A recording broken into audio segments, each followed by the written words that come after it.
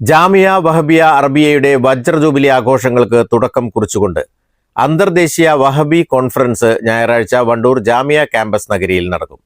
സംസ്ഥാനതല ഉദ്ഘാടനം വണ്ടൂർ പള്ളിക്കുന്നിൽ കേരള സംസ്ഥാന ജമിയത്തുൽ ഉലമ ജനറൽ സെക്രട്ടറിയും ജാമിയ വൈസ് ചാൻസലറുമായ എ നജീബ് മൗലവി നിർവഹിച്ചു.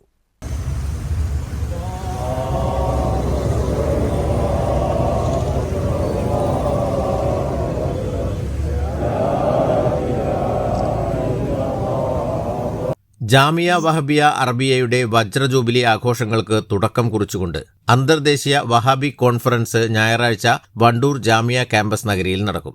2027 ജനുവരി 15, 16, 17 തീയതികളിൽ നടക്കുന്ന വജ്ര ജൂബിലി മഹാസമ്മേളനത്തിന്റെ വിളംബരമായാണ് അന്തർദേശീയ വഹാബി കോൺഫറൻസ് സംഘടിപ്പിച്ചിരിക്കുന്നത്.